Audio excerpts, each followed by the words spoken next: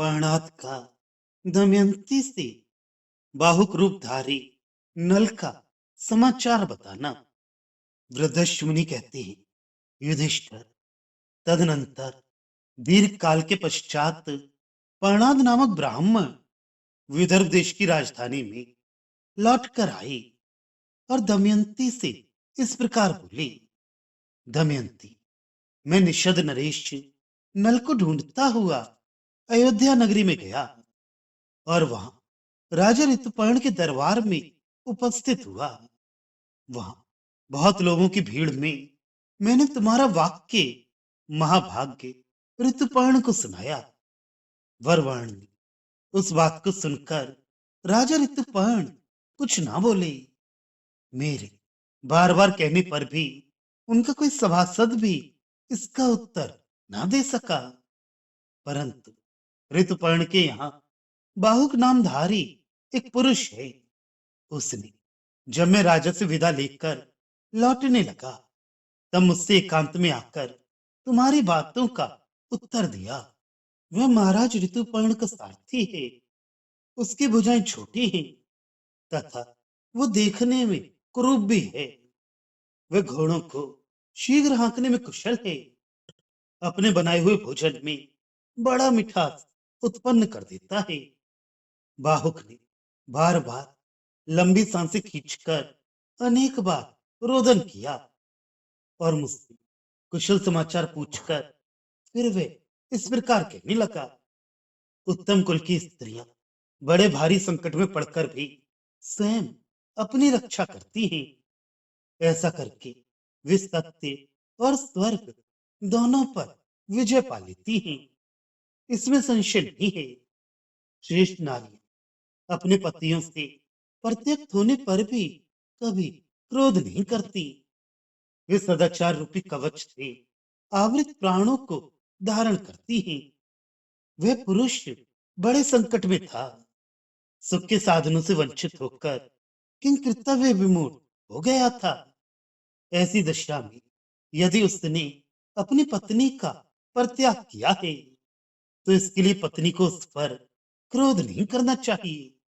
जीविका पाने के लिए चेष्टा करते समय पक्षियों ने जिसके वस्त्र का अपहरण कर लिया था और जो अनेक प्रकार की मानसिक चिंताओं से दग्ध हो रहा था, उस पुरुष पर श्यामा को क्रोध नहीं करना चाहिए।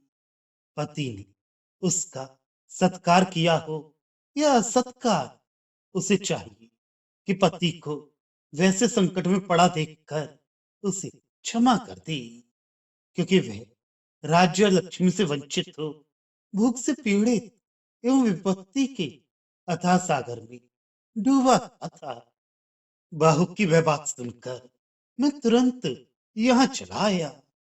ये सब सुनकर अब कर्तव्य कर्तव्य के निर्णय में तुम ही प्रमाण हो।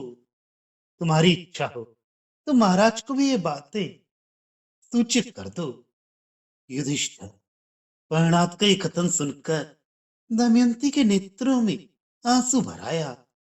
उसने एकांत में जाकर अपनी माता से कहा, माँ, पिताजी को ये बात कदापि मालूम ना होनी चाहिए। मैं तुम्हारे ही सामने विप्रवर सुदेव को इस कार्य में लगाऊंगी। तुम ऐसी चेष्टा करो जिसे पिताजी को मेरा विचार ज्ञात ना हो।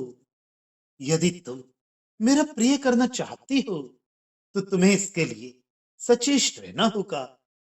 जैसे सुदेव ने मुझे यहाँ लाकर बंधु बांधवों से शीघ्र मिला दिया, उसी मंगलमय उद्देश्य की सिद्धि के लिए सुदेव ब्राह्मण फिर शीघ्र ही यहाँ से अयोध्या जाए, देर ना करे।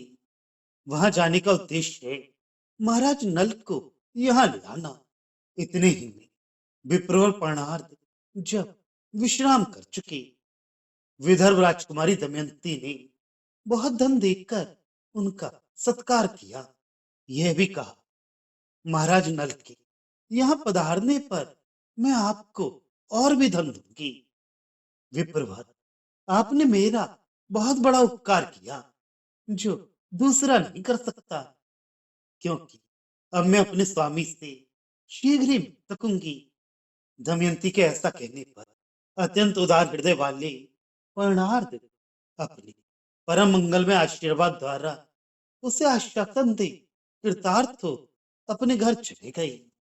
युधिष्ठिर तदनंतर दमयंती ने सुदेव ब्राह्मण को बुलाकर अपनी माता के समीप दुख शोक से पीड़ित होकर कहा, सुदेव जी, आप इच्छा अनुसार चलने वाले द्रुतगामी पक्षी की भांति शीघ्रता पूर्वक अयोध्या नगरी में जाकर वहां के निवासी राजा ऋतुपर्ण से कहिए, भीम कुमारी दमयंती पुनः स्वयंवर करेंगी। वह बहुत से राजा और राजकुमार सब ओर से जा रहे हैं। उसके लिए समय नियत हो चुका है। कल ही स्वयंवर होगा। शत्रु दमन, यदि आपका वहां पहुंचना संभव हो तो शीघ्र जाइए। सूर्योदय होने के बाद वे दूसरे पति का वरण कर लेंगी, क्योंकि वीरवर नल जीवित है या नहीं इसका कुछ पता नहीं लगता है। महाराज, दमयंती के इस प्रकार बताने पर सुदेव ब्राह्मण ने राजा ऋतुपर्ण के पास जाकर वही बात कही।